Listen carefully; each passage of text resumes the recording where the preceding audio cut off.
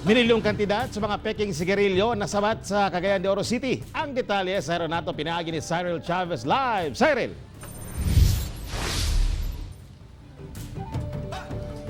Yes, Tek, kapin 800 million pesos nga kantidad sa mga peking sigarilyo ang nakumpiska sa otoridad sa duha ka mga warehouse dinis sa Cagayan de Oro City.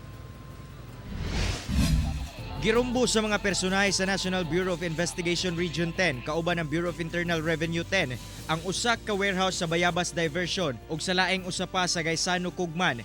Human sila makadawat og taho nga adunay gitaguang mga sigarilyo dinhi. Ang maong operasyon pinasikan sa mission order nga gipagawa sa BIR Regional Director.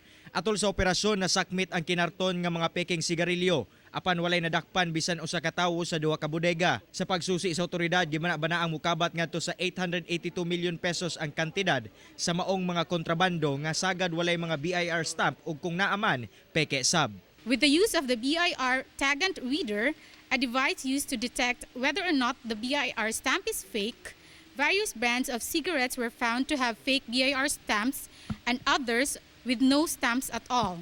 Ang nagpaluyo sa mong illegal nga binuhatan mamahimong mag-atubang og kasong paglapas sa Section 236 ug 258 o Unlawful Pursuit of Business, Section 130 ug 255 o Failure to File Excise Tax Returns ug Section 263 ug Section 265 sa National Internal Revenue Code. As with regards to the amount they have to pay, as mentioned, that would be 882,564,375 pesos. The amount is so bloated up because it was multiplied to 10 in accordance with Section 263C of the NIRC Code.